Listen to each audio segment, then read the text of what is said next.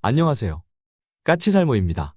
오늘은 손원 1급 개량 사업에 대해서 어떤 개량이 이루어지는지 좀 상세하게 다룰 생각입니다. 그 전에 앞서서 일본의 잠수함의 성능이 어떻다고 여러분은 생각을 하나요? 우리나라 잠수함의 성능에 비해서 일본 잠수함의 성능이 더 좋다고 보시나요? 분명한 건 우리나라 잠수함도 하드웨어적 측면에서는 성능적으로 일본 잠수함을 거의 따라잡은 건 분명한 사실입니다. 그러나 소프트웨어적 성능은 어떨까요? 일본은 수십 년간 적 잠수함을 찾아내서 공격하는 헌터킬러 능력을 길러왔고, 그에 따른 오랜 경험은 적 잠수함을 찾아서 공격하는 전술을 본격적으로 시작한 지 얼마 안 된 우리나라가 쉽게 따라잡을 수 없습니다. 그로 인한 격차는 어마어마한데요. 실은 이 수십 년간의 경험의 격차에 간극을 메꿀 새로운 기술이 우리나라에서 개발 중입니다. 그리고 그게 처음 적용되는 게 손원 1급입니다. 그래서 오늘은 그 이야기를 할 겁니다. 그 전에 앞서서 손원 1급의 개량 내용에 대해서 살펴볼까 합니다. 손원 1급의 개량 내용은 대표적으로 전투정보 시스템의 개량과 리튬 배터리의 개량이 있습니다. 그러나 손원 1급의 개량이 이 두 가지만 이루어지는 건 아니고요. 우선 손원 1급의 개량 내용을 하나하나 차근차근 보자면 당장 기뢰탐지 소나가 탑재될 것입니다. 손원 1급은 현재 기뢰탐지 소나가 없는 상태인데요. 그 이유는 손원 1급이 도입될 때 우리 해군은 손원 1급으로 적 잠수함을 찾아내거나 적 잠수함 기지를 봉쇄하는 임무를 상정하지 않았고, 주로 적 수상함을 공격하는 임무를 상정했기 때문에 손원 1급이 연안에 접근할 일이 별로 없었습니다. 그래서 우리 해군은 손원 1급을 도입하면서 기뢰탐지 소나를 빼고 도입해버렸습니다. 그러나 지금은 손원 1급은 북한의 SLBM 잠수함을 감시하기 위해서 적 잠수함 기지 가까이 접근할 일이 많이 생겼고, 그로 인해서 연안에 접근할 때 연안의 해저 지형을 파악하고 연안에 부설된 기뢰를 탐지할 능력이 필요하게 되었습니다. 그래서 기뢰탐지 소나를 탑재하기로 한 것입니다. 그럼 우리 장보고 3급은 어떨까요? 현재 우리 장보고 3급에는 독일제 기뢰탐지 소나가 탑재되어 있는데요. 해군에서는 성능적으로는 이 독일제 기뢰탐지 소나에 만족을 한다고 합니다. 그러나 문제는 이 기뢰탐지 소나가 독일제여서 고장났을 때 수리에 어려움이 있다는 겁니다. 더욱더 문제가 되는 건 이 독일제 기뢰탐지 소나가 소나 자체를 소형화시키기 위해서 탐지부와 탐지한 신호를 분석하는 분석부를 일체화시킨 모델이라는 게 문제를 키우고 있다고 합니다. 그래서 장보고 3급에서 이 소나가 고장이 난 적이 있는데요. 기존 방식의 기뢰탐지 소나라면 탐지부와 신호처리부가 따로 되어 있어서 고장난 부분만을 별도로 독일로 보내서 수리하면 되는데, 이건 소형화를 하기 위해서 일체형으로 되어 있어서 기뢰탐지 소나를 통째로 떼어내서 독일로 보내야 했다고 해요. 그 덕에 장보고 3의 기뢰탐지 소나를 수리하는데 6개월 이상이 걸렸다고 합니다. 그래서 현재 우리나라는 기뢰탐지 소나를 국산화하는 중이고, 손원 1급에는 이 국산 기뢰탐지 소나가 탑재된다고 합니다. 그 다음이 범상어 어뢰인데요. 현재 범상어 어뢰는 장보고 3급에만 탑재되어 있고 손원 1급에는 탑재되어 있지 않습니다. 그 이유는 손원 1급의 전투정보 시스템에 범상어가 통합되어 있지 않기 때문인데요. 당연히 조만간 국산 전투정보 시스템으로 전투정보 시스템을 교체할 예정인 손원 1급에 독일제 전투정보 시스템에 범상어를 굳이 어렵게 통합시킬 필요가 없지 않습니까? 그래서 이번 손원 1급 개량을 통해서 범상어도 손원 1급에 탑재가 됩니다. 그 다음 개량이 대수상 레이더와 전자전 장비의 국산화입니다. 현재 손원 1급에는 대수상 레이더와 전자전 장비가 외국산이 탑재되어 있는데요. 국내 기업에서 잠수함용 대수상 레이더를 국산화했고, 이걸 최초로 적용한 게 장보고 1급입니다. 그러나 장보고 1급에 탑재된 대수상 레이더는 전자전 대응 능력이 없고 저피탄 모드인 LPI 기능이 없다고 합니다. 그러나 당연히 손원 1급에는 전자전 대응 능력과 LPI 기능이 있는 대수상 레이더가 개발되어서 탑재된다고 합니다. 전자전 장비도 지금은 외국산이 탑재되어 있는데요.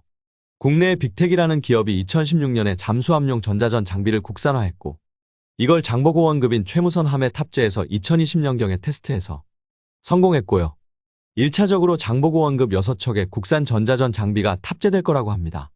그리고 당연히 손원 1급에도 국산 전자전 장비로 교체할 생각이고, 이미 빅텍이라는 업체가 손원 1급 전자전 장비 개발 업체로 선정되어서 개발 중이라고 합니다. 그 밖에도 여러분에게 잘 알려지지 않았지만 연료전지 모듈도 국산화한다고 합니다. 현재 장보고 3에는 국내의 범한퓨엘셀이라는 업체가 개발한 150kW급 연료전지 모듈 4개가 탑재되어 있는데요. 손원 1급에는 독일제 120kW급 연료전지 모듈 2개가 탑재되어 있습니다. 그런데 원래 연료전지 모듈의 수명은 8년에서 10년 정도이고, 이 시간이 지나면 대규모 창정비를 하던가 교체를 해야 합니다. 그런데 국내의 범한퓨엘셀에서 240kW급 U214급용 연료전지를 개발했습니다. 그래서 이번에 연료전지를 창정비하지 않고 국산으로 교체할 것으로 보입니다. 그리고 이 범함 퓨엘셀이 214급 연료전지를 별도로 개발한 건 214급의 개량 사업을 위해서라기보다는 현대의 수출형 잠수함 때문으로 보입니다. 어차피 현대의 수출형 잠수함은 손원 1급의 개량 사업을 통해서 개발될 것이기 때문에 거의 손원 1급과 똑같이 생겼을 겁니다. 그래서 지금 이번 손원 1급의 개량에 적용된 국산 부품들도 거의 그대로 현대의 수출형 잠수함에 적용되게 됩니다. 그래서 다른 함선 개량 사업보다 더 많은 부품이 국산화되는 거라고 봅니다. 그리고 이번 개량의 핵심은 당연히 리튬 전지 탑재와 전투정보 시스템 국산화인데요. 여기서 여러분에게 한번 물어보겠습니다. 만일 장보고 1급과 손원 1급이 수중에서 서로를 탐지하고 공격하는 대잠전을 한다면 누가 이길까요? 아마 당연히 여러분은 손원 1급이라고 생각을 할 것입니다. 그런데 과연 그럴까요? 여기서 전투 조건을 개량형 장보고 1급과 현재 개량 전의 손원 1급이라고 상정한다면 누가 이길까요? 아마 아실 분은 다 아실 겁니다. 만일 개량된 장보고 1급과 개량 전의 손원 1급이 싸우면 장보고 1급이 이깁니다. 왜일까요? 그건 장보고 1급의 소나 탐지 능력이 더 뛰어나기 때문입니다. 이게 무슨 소리일까요? 잠수함에는 여러 종류의 소나가 탑재되지만 기본적으로 잠수함의 소나 중에 가장 강력하고 핵심이 되는 건 함수소나입니다.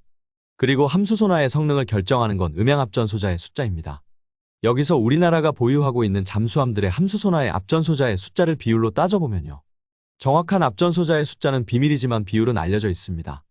대충 장보고 1급의 비율이 80이라면 손원 1급도 80이고 장보고 3 배치 1급이 100 정도입니다. 그리고 공면 배열 소나를 가진 장보고 3 배치 2가 300 정도고요. 한마디로 말해서 손원 1급과 장보고 1급의 함수소나는 규모가 거의 같습니다. 다만 기존의 손원 1급 소나가 장보고 1급 소나보다 성능이 좋았던 이유는 전투정보 시스템의 처리 능력 때문입니다. 한마디로 앞전소자에 입력된 신호정보의 처리 능력에 따라서 소나의 성능이 갈린 것이고 그래서 장보고 1급이 국산 전투정보 시스템으로 교체하면서 손원 1급의 독일제 전투정보 시스템보다 신호처리 능력이 높아져서 장보고 1급의 소나의 성능이 손원 1급의 소나의 성능을 앞지른 겁니다. 그럼 이번에 손원 1급이 개량되면 다시 장보고 1급의 소나 성능을 앞지를 수 있는 것이냐 했을 때 지금은 이미 그 차원을 넘어가는 수준이라고 이야기해야 할 것입니다. 제가 앞에서 이야기했지만 우리나라는 지금은 하드웨어적 측면으로는 일본을 많이 따라잡았습니다. 솔직히 일본이라는 나라는 수십 년간 디젤 잠수함을 개발해왔고 승무원이 많다. 함선의 크기에 비해서 효율이 떨어진다는 비판을 받지만 분명한 건 누가 뭐라고 해도 전 세계 디젤 잠수함 중에서 가장 성능이 뛰어난 건 일본의 디젤 잠수함이라는 건 부인할 수 없는 사실입니다. 그런 일본의 잠수함을 정말 짧은 잠수함 개발 경험만을 가지고 있는 우리나라가 거의 따라잡았다는 건 상당히 고무적인 일인 건 사실입니다. 그러나 그럼에도 우리가 절대로 일본 잠수함에 근접할 수 없는 게 바로 대잠전. 그러니까 헌터킬러 능력입니다. 여전히 우리나라의 헌터킬러 능력은 일본 잠수함에 비해서 확연히 떨어진다는 건 부인할 수 없는 사실입니다. 물론 그 이유를 잠수함의 성능 차이에서도 찾을 수 있겠지만 특히 격차가 많이 벌어지는 건 바로 헌터킬러 능력에 대한 노하우입니다. 일본은 수십 년 동안 자신들의 바닷속을 관찰해왔고 엄청난 경험을 축적하고 경험 많은 뛰어난 음탄병을 양성해왔습니다. 이건 절대로 우리가 빠른 시간에 따라잡는다는 건 물리적으로 불가능합니다. 그렇다고 이 능력을 누가 알려주는 것도 아니고요. 아무리 우리의 동맹국인 미국이라도 다른 건 다 알려줘도 이 헌터킬러 능력에 대한 노하우는 심지어는 영국에게도 알려주지 않는다고 이야기되고 있습니다. 그렇기 때문에 우리가 이 헌터킬러 능력을 누군가에게서 배운다는 것도 불가능합니다. 그래서 지금까지는 우리도 수십 년의 시간이 걸려서 그 노하우를 축적하는 것 말고는 방법이 없다고 알려졌던 게 이 분야입니다. 더욱더 우리 해군을 힘들게 하는 게 잠수함의 지원율입니다. 잠수함은 해군들 사이에서도 기피 대상인 병과이고 더욱이 잠수함의 핵심 중의 핵심인 우수한 소나 음탄병을 확보하는 게 솔직히 우리나라 해군에서는 거의 불가능에 가까운 일이었습니다. 뛰어난 소나 음탄병은 수중소음에 대한 박사학위를 딸 정도로 엄청난 지식과 경험을 가지고 있어야 하지만 우리나라의 복무 여건상 우리의 음탄병들은 이 정도 경지에 올라가지 못하고 있는 게 현실입니다. 그런데 이번 손원 1급 개량 사업에 우리나라의 신형 잠수함용 전투정보 시스템에 이걸 해결할 수 있는 신기술이 적용됩니다. 그건 국방과학연구소가 발주하고 LIG가 주도해서 진행 중인 사업으로 잠수함용 지능형 임무지원 시스템 통합자동화 기술이라는 사업입니다. 이 사업은 LIG 주도하에 2022년부터 2026년까지 하는 사업으로 세부 내용으로 들어가면 저탐지 표적 딥러닝 추적 기술, 잠수함 표적 식별 및 교전 지원 지능화 기술, 잠수함 어뢰기만 전술 고도화 기술, 수중 전장환경 디지털 투원 및 탐지 성능 분석 기술이라는 세부 사업으로 나뉘어 있습니다. 그럼 이게 뭐 하는 기술이냐? 뭐 쉽게 봐도 인공지능 기술이라는 건 알겠죠. 국내에서는 국방과학연구소 주도하에서 수많은 선박들의 소음을 하나의 데이터베이스화하는 작업을 추진 중인데요. 쉽게 이야기해서 수많은 민간 선박의 소음원을 전부 기록해서 선박의 소음을 감지하면 이 감지된 음문을 이 데이터베이스의 데이터들과 비교대조해서 그 선박의 종류를 바로 파악할 수 있게 한 겁니다. 그럼 음탄병이 수많은 선박의 소음을 전부 파악하고 있어야 할 필요가 없게 되겠죠. 그리고 저탐지 표적 딥러닝 기술이라는 게 뭐냐면요. 수중에서 적 잠수함을 발견하면 적 잠수함을 놓치지 않고 계속 추적할 수 있다면 좋겠지만 겨우 간신히 적 잠수함과의 접점이 유지되는 거리라면 적 잠수함을 탐지했다가 놓치기를 반복하게 되고 음탄병은 이런 식으로 탐지했다 놓치기를 반복하게 되면 소음의 연속성이 떨어져서 그게 적 잠수함인지 판별하는 게 엄청나게 어렵습니다. 그러나 저탐지 표적 딥러닝 추적 기술은 바로 이런 불연속적인 추적 정보만을 가지고 딥러닝 기술로 적을 탐지하고 식별할 수 있게 해주는 겁니다. 한마디로 퍼즐의 조각만을 보고 음탄병은 쉽게 그 퍼즐이 완성된 모습을 추론할 수 없지만 인공지능은 퍼즐의 조각만으로도 완성된 모습을 추론해낼 수 있는 겁니다. 그뿐 아니라 인공지능은 이 퍼즐만으로 완성된 모습을 추론해낼 수 있는 것뿐만 아니라 적 잠수함이 어디로 갈지 예측하고 우리의 잠수함이 적 잠수함과의 접촉을 유지하려면 우리 잠수함이 어디로 가야 할지까지 제시해 준다고 합니다. 그리고 교전 가능한 지점도 상정해주고 무장 선택과 공격 시점까지 알려준다고 합니다. 한마디로 기존에는 음탄병과 잠수함 함장이 했던 임무를 인공지능이 대신해주는 겁니다. 심지어는 적이 아군의 잠수함을 탐지해서 어뢰등을 발사하면 최적의 회피 침로를 제시해주는 건 물론 기만기의 사용법과 사용 시점까지 제시해준다고 합니다. 한마디로 사람이 타고 있고 최종적인 결정을 사람이 하기는 하지만 전투 자체를 인공지능이 대신해준다고 할 수 있는 겁니다. 생각해보면 엄청나게 무서운 거죠.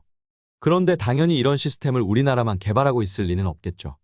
당연히 다른 나라도 개발을 하고 있을 것이고 당연히 다른 나라들도 이런 인공지능 전투 시스템의 개발은 비밀일 것입니다. 그러나 이미 영국이나 미국 같은 잠수함 선진국 일부에서는 이런 인공지능 전투 체계를 적용했을 것으로 예상되고 있다고 합니다. 그럼 당연히 일본도 개발하고 있을 건데요. 이게 왜 우리와 일본의 격차를 줄여줄 수 있다고 제가 이야기하는 것일까요? 당연히 일본도 개발하고 있겠죠. 그러나 이미 일본이 수십 년의 노하우를 축적한 헌터킬러 전투의 노하우와 달리 인공지능에 의한 전투 시스템은 이제 막 세상에 등장하기 시작한 기술이고 그래서 일본과 우리는 최소 인공지능 전투 체계는 같은 시작점에 있다는 점에서 우리와 일본의 격차를 줄일 수 있는 거라고 보는 겁니다. 한마디로 인공지능 전투 시스템은 우리도 이제 막 개발하기 시작했고 미국이나 영국 같은 나라들도 이제 막 처음으로 적용해 보기 시작했고 그건 일본도 마찬가지일 것입니다.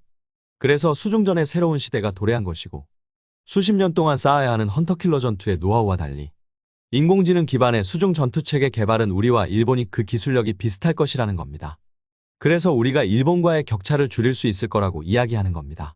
더욱더 지금까지는 수중에서의 헌터킬러 작전은 사람이 가지고 있는 노하우가 너무도 중요했고 그걸 위해서 뛰어난 함장과 음탄병을 확보해야 하는 게 중요했다면 이걸 인공지능이 대신해 줌으로 인해서 특히 뛰어난 음탄병의 확보에 어려움을 겪고 있는 우리나라로서는 정말 중요한 기술 아닌가 합니다. 한마디로 이건 오랜 시간이 걸려서 사람을 길러내는 것 대신 상대보다 더 뛰어난 인공지능만 개발하면 되는 문제라서 일본이나 서방과의 격차를 대폭 줄일 수 있는 절호의 찬스인 겁니다. 이게 바로 LIG에 의해서 첫 모델이 지금 개발 중인 것이고 그 첫 모델이 적용될 것으로 예상되는 함선이 바로 손원 1급인 겁니다. 그래서 이 기술은 장보고 3 배치 2의 공면 배열 소나 이상으로 우리 잠수함의 헌터킬러 능력을 높여줄 건 분명한 사실입니다. 드디어 도저히 뛰어넘을 수 없을 것 같았던 일본과의 격차를 줄여줄 수 있을 것으로 보이는 마지막 기술이 나온 것 같습니다. 이제는 인공지능 시대이고 누가 뛰어난 인공지능을 빨리 개발하는지가 핵심인 시대입니다. 그리고 그건 잠수함에서도 마찬가지이고요.